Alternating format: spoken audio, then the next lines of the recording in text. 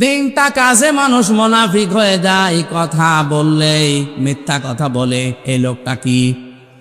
আরো জোরে। এই ধরনের লোক এ দেশে এখন নেই। সেদিন চট্টগ্রাম থেকে আসার সময় এক নেতা পাশে বসা ছিল, উনি বলছিল, হুজুর আর কত মিথ্যা কথা বলবো, জীবন শেষ হয়ে গেল, সকাল থেকে উঠে শুরু করি রাত 10টা পর্যন্ত মিথ্যার উপরে আছি, আমি আর পারছি না। তাহলে বোঝা যাচ্ছে দেশে অনেকে এখন মুনাফিকের রোগে রোগী আছে। ঘন্টা আল্লাহ খেলা করার জন্য দেয়নি। দ্বিতীয় নম্বরে মুনাফিকের আচরণ আমরা চরিত্র সম্পর্কে জানি। ওয়াইদা ওয়াদা আখলাফা, যখন ওয়াদা করে তখন ওইটা খেলাফ করে ফেলে আর মনে রাখে না। ওয়াইদা আতমিনা খান, তার কাছে কিছু আমানত রাখলে ওটা খেয়ে ফেলে। আপনি হিসাব করে দেখেন এই তিনটা গুণে যারা গুণান্বিত আছে এদেশে মুনাফিক আমার মনে হয় 100 জনের 85 জন হয়ে যাবে।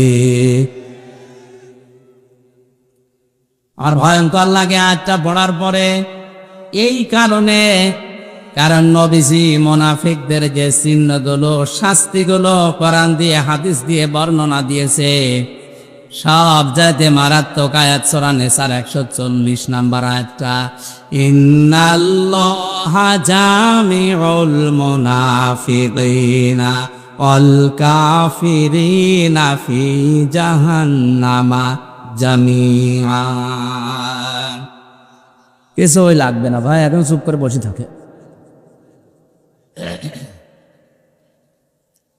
বগুড়াবাসী আরো খেয়াল করে শোনেন, অবশ্যই আমি আল্লাহ জাহান্নামে একত্রিত করব মুনাফিক আর কাফেরদের।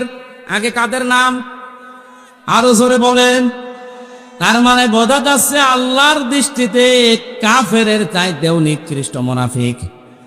আর নবীজি ইন্তেকালের আগে জানিয়েছেন এই যে মুনাফিক, এটা জাহান্নামের নিচে থাকবে যারা, ইন্নাল মুনাফিকিনা ফিদ দারকিল আসফালি মিনান নার ওয়ালান তাজিদা লাহুম নাসীরা। মুনাফিকরা জাহান্নামের একেবারে নিম্নে থাকবে, ওদের সাহায্য কেউ এগিয়ে আসবে না, কাউকে তারা পাবে না। এটা ভয়ঙ্কর শব্দ একটা। অন্যান্য কাউকে সাহায্য করা হবে না এমন কথা কোরআনে খুব কম আছে, কিন্তু মুনাফিকদের বেলায় লান আছে, ওয়ালান তাজিদা লাহুম নাসীরা। মুনাফিকদের জন্য কোনো সাহায্য, আরো জোরে বলেন। এই কথাগুলো বলতে বলতে বিশ্ব নবী জানিয়েছেন এই যে মুনাফিক নিকৃষ্ট আল্লাহর সৃষ্টি জগতে যারা, এরা কিন্তু কোনো ইহুদি, খ্রিস্টান, বৌদ্ধ, মাজুসি, হিন্দু এদের ভেতরে তৈরি হবে না। কিয়ামত পর্যন্ত মুনাফিক তৈরি হবে শুধুমাত্র আমার উম্মত মুসলমানদের ভেতরে।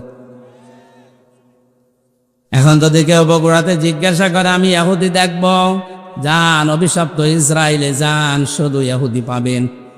কথা বলে না কেন? কোন মানুষ যদি বলে আমি খ্রিস্টান দেখব, যান আপনি আমেরিকায় যান, শুধু খ্রিস্টান দেখতে পাবেন। এখন একজন বলছে আমি বৌদ্ধ দেখবো, আপনি মায়ানমারে যান, চীনে যান, শুধু বৌদ্ধ পাবেন।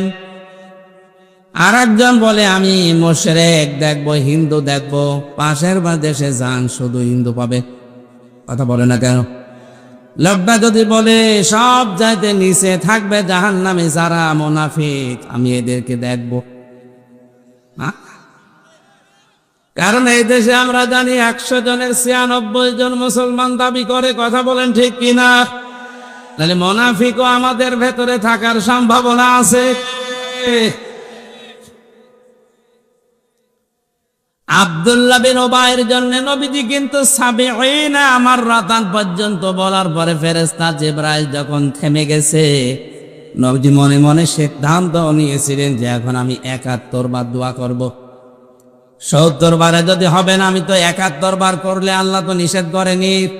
সঙ্গে সঙ্গে জিবরাইল এসে পরবর্তী শব্দটা নাজিল করলেন, ফালাইয়াগফিরাল্লাহু লাহুম। হে নবী 71 বার না, এর জন্য যদি কিয়ামত পর্যন্ত আপনি দোয়া করেন কবুল হবে না। শুধু এর জন্য না, আয়াতের শেষে আছে হুম, কি আছে আরো জোরে, এর মতো যারাই চরিত্রবান হবে, মুনাফিক হবে, তাদের জন্য আমি আল্লাহ মাফ করছি না, করব না।